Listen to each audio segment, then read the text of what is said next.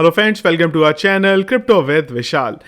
Bitcoin के price में guys एक डाउनफॉल देखने को मिला है। मॉर्निंग के वीडियो में ही हमने बात करी थी, लेकिन एक फड है जो अब यहाँ पे आ गया है और वो अगर जारी रहा तो उसका इम्पैक्ट बिटकॉइन के प्राइस पे ज़ोरदार देखने को मिल सकता है।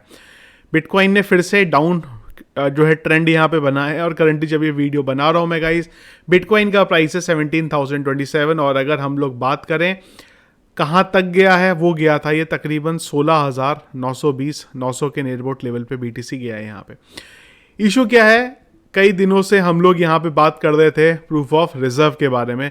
हमने बात करी थी crypto.com के प्रूफ ऑफ रिजर्व के बारे में।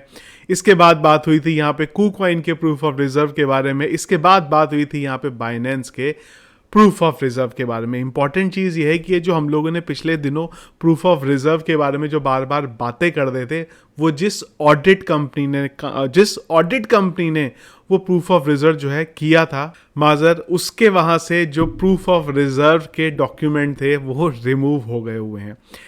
आप ये देख सकते हैं, ये बाइनेंस का लिंक था। इसी तरीके से अगर आप KuCoin के crypto.com के लिंक देखेंगे तो वो सारे के सारे जो है यहाँ से रिमूव हो गए हुए हैं और वही थोड़ा हल्ला जो है मच गया। आप यहाँ पे देख भी सकते हैं कि Binance proof of reserve remove from the auditor site. तो खाली बाइनेंस के नहीं है, जितने भी हैं वो रिमूव हो गए हैं।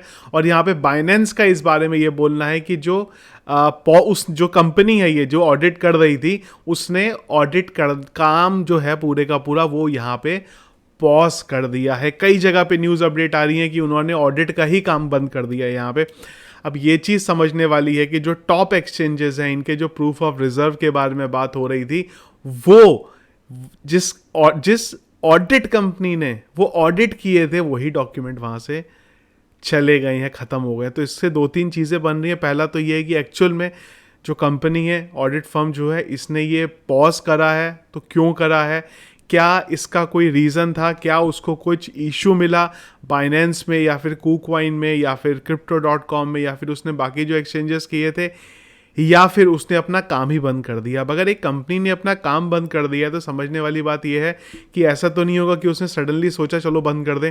प्लान वो ऑलरेडी कर देते, और अगर वो प्लान कर देते तो जो क्रिप्टो फर्म है, इन्होंने कैसे उनका प्रूफ ऑफ रिजर्व कर दिया। तो पूरे का पूरा गोल गोल जो है यहाँ पे मामला जो है ये घूम रहा है, लेकिन इसका इम्पैक्ट बीटीसी के प्राइस में देखने को मिल सकता है। मेरी पर्सनल ओपिनियन है, अगेन बहुत सारे लोग मे बी अगेंस्ट में बात कर सकते हैं, लेकिन प्रूफ ऑफ रिजर्व का जो कॉन्सेप्ट है, मेरा पर्सनली मानना है कि जो हम लोग बात कर भी रहे हैं वो भी बहुत इजीली मैनिपुलेट किया जा सकता है। इसीलिए अभी तक मैंने भी या आप कहीं पे भी ट्वीट या ये सब एक्सचेंजेस को नहीं करा है कि आप अपना प्रूफ ऑफ रिजर्व लाओ, क्योंकि प्रूफ ऑफ रिजर्व एक ऑडिट कंपनी कर रही है। आपके पास अगर आपको एक्सचेंज पे भरोसा नहीं है तो उस ऑडिट कंपनी पे आप क्या भरोसा करेंगे। सिंपल एग्जांपल आपके सामने है, कितने दिनों से जो प्रूफ ऑफ रिजर्व का हल्ला मच रहा था वो यहाँ पे एक ही झटके में ख़त्म हो गया कि कंपनी बंद हो गई जिसने प्रूफ ऑफ रिजर्व करा है। यहाँ पे ये इशू किस तरीके से चलेगा ये आने वाले टाइम में बहुत क्रिटिकल हो सकता है, क्योंकि जिस प्रूफ ऑफ रिजर्व के भरोसे में लोग बैठे थे और वहाँ से एक्सचेंजेस की क्रेडिबिलिटी बढ़ रही थी, वही चीज़ अगर हट जाता है और अगर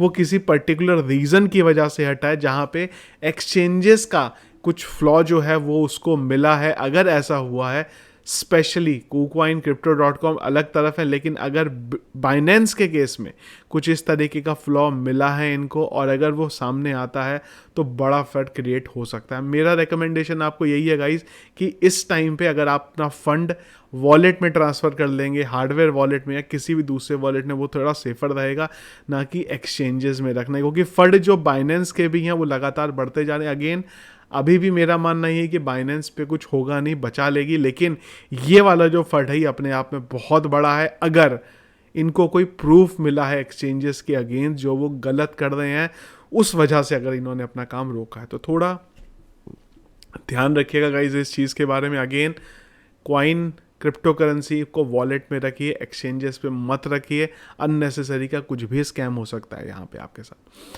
तो ये था गाइज अपडेट, जिसकी वजह से बिटकॉइन के प्राइस में एक तो ऑलरेडी हमारे जोन पे चल ही रहा था, वहाँ से नीचे गिरने के आसार बन ही रहे थे, और उसके बाद जब ये फंड आया सारा इम्पैक्ट मिला और झटके में बीटीसी का प्राइस फिर से 16,000 के लेवल पे जो है यहाँ पे आ गया। तो ये था गाइज अपडेट जो मुझे क्विकली आप लोगों को देना था। मुझे लगा टेलीग्राम पे अपडेट की जगह फटाफट वीडियो में डिटेल में इसके बारे में एक बार बात करते हैं। ये था इस अपडेट। आप लोगों का कोई ओपिनियन है, कमेंट है, उसे ज़रूर कमेंट बॉक्स में मुझे बताइएगा। और नया चैनल स्टार्ट किया है हमने, अभी तक सब्सक्राइब नहीं किया है तो ज़रूर कर लीजिएगा। जिस चैनल पर आप वीडियो देख रहे हैं उसी चैनल के बारे में बात कर रहा हूँ। Thank you friends.